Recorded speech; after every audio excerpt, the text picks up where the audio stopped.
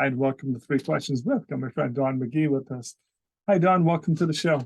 Hey, Kevin. Thanks for having me. How's it going? Things are good. But Don, I need some help today because I was joking with you before the show. My problem is I do okay in under normal circumstances. But in the summer, every other weekend, I go up to Maine. And when I get to Maine, I mean well, Don. And sometimes for breakfast, I'll actually do okay. But then I go and have that bigger lunch.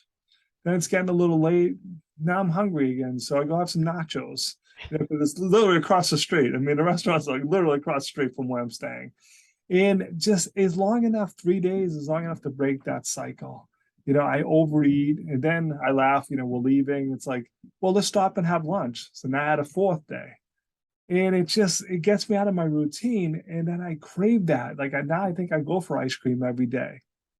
What's the advice? How do I get, well, let's leave out that I'm going to be bad in Maine. Let's just assume that's going to happen. Okay. But how do I get back on track quickly? Because sometimes I'm not quick about it. I keep eating lousy for 3 or 4 more days. And then I'm mad because, okay, now you just put on 7 pounds in a week. What's the It's advice? true. It's true. So a lot of that's bloat, right? And that's going to go away in 3 to 4 days.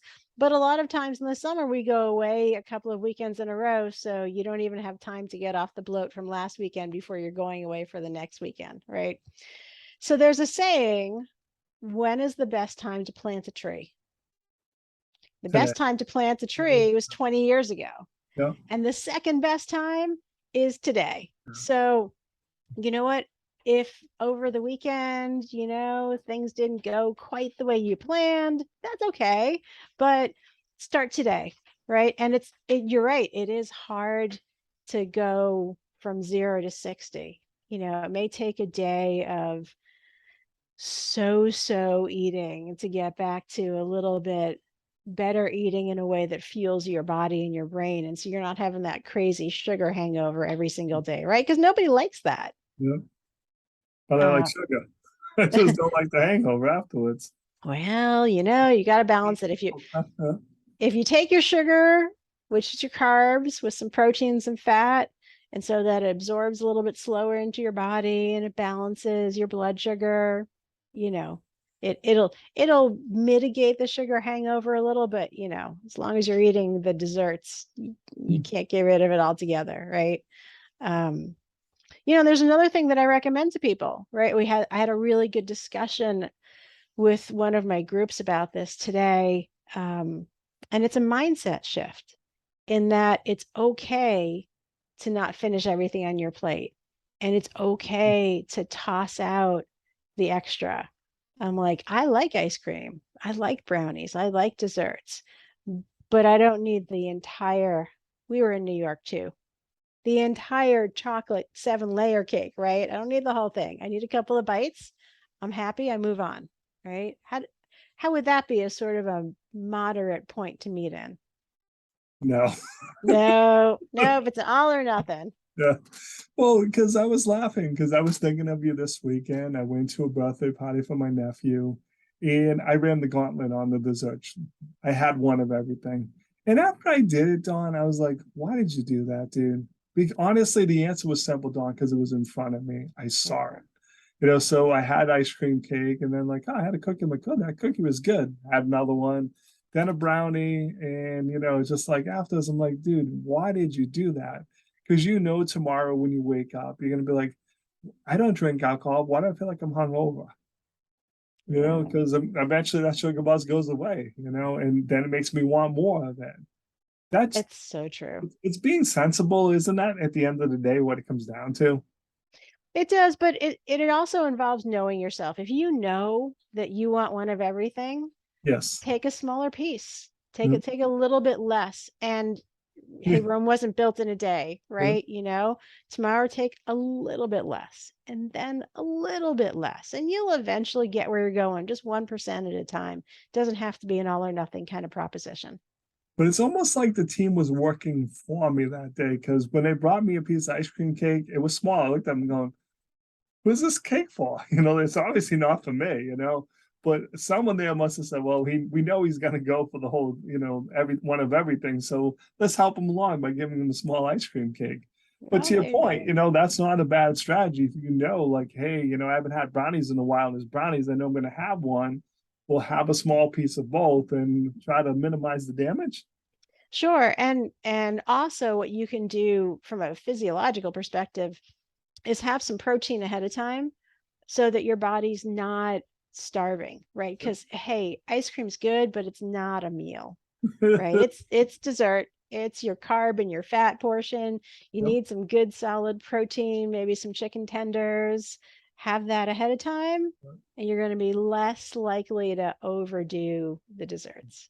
Well, you'll be proud of me, Don, because I did have chicken and steak before that. So that was Excellent. my protein. So they said we did have a little bit of a balance though. But for a lot of people, it just once you get into that rut, it's hard to get out of it. So what's the advice? Like you said, obviously come back slowly. Don't, hey, you've had ice cream for 4 straight nights. Like, okay, maybe you have a smaller bowl if you're still wanting that ice cream. Yeah, a couple of things you can do, right? Number one is get rid of the leftovers. Don't feel like you have to eat them. Get them out of the house, get rid of them, don't bring them home with you, whatever you need to do. Have stuff accessible easily that's going to serve your goals a little bit better. Drink lots of water because when you are dehydrated from a little bit extra sugar, maybe a little extra alcohol, maybe a little bit of both, then you're also not going to make great choices. And so those are a couple of pretty simple things that you can do. And then the rest is about mindset. Do you want to get back into the groove? Say yeah. Put your running shoes out in the morning so you can slip right into them. Put put a good breakfast sort of pre-prepared in the fridge so you don't have to make any decisions early in the morning. You've got something ready to grab and go that you know is going to suit your goals. Do whatever you can to make it easy. I like your advice in the past is talking about knowing that you were going to go to that barbecue, knowing that you're probably not going to make the best options. Well, make sure, at least for breakfast, you made good options. Yep. Don't, I have a tendency to do like, I'm going, well, I'm going to be in trouble later, so why not go big?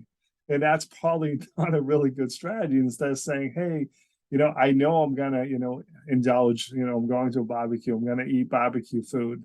Well, let's pick a really healthy breakfast to Yep. try to offset a little bit, right? Absolutely. Yeah. So the philosophy of, well, I know dinner's not going to suit my goals, so I'm just going to give up everything. Yeah, that doesn't suit you either, right? So super smart, Kevin. Absolutely. Have a great breakfast, have a great lunch.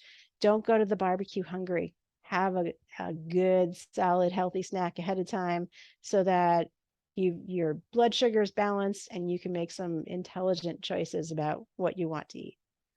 I've made that mistake numerous times, Don, like not being prepared. Because, someone says, hey, come over, we're going to have a lunchtime barbecue. And I think, okay, that means we're going to eat around 1. The next thing I know, it's 3 o'clock and we haven't eaten.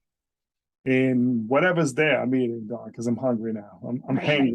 You know what I mean? So if there's chips, whatever it is, I'm going to, eat those because I'm hungry. Right. So I've learned that, like, okay, make the assumption that we're going to have lunch, but be prepared if we don't. So make sure you've had something so you're not like, oh my God, I'm hungry. I'm just going to eat, all the appetizers they have out. And then you're like, oh my God, I just ate so many calories worth of junk food waiting to be fed. It's true. Yeah, and I always carry a little cooler bag with me with some grab and go snacks. I've got a great protein, fat, and carb balanced shake. So have a half a shake before you go over to someone's house. Whatever you need to do so that you're not gnawing off your arm, and digging into the chip bowl and doing all sorts of things that, as you aptly pointed out, you're going to be mad at the next day. Yeah, I mean, like you said, the next day when I went out for my morning run, I'm like, wow, this is just painful. It feels like I'm running five extra miles today, and just yeah, it took a couple of days to get back in the rhythm of things. So, Dawn, if people have questions about trying to make proper choices, what's the best way for them to reach out to? How can they learn more? I would say go ahead and pop over to my Facebook group, Dawn McGee, Nutrition Evangelist, or my Instagram, DM Nutrition. Because for those of you who are looking to enjoy the rest of the summer, come hell or high water, we are doing a reset starting September 19th. Come join us. Don, I appreciate you taking a few minutes to come on the show. And as always, thanks for being my friend. Thanks, Kevin.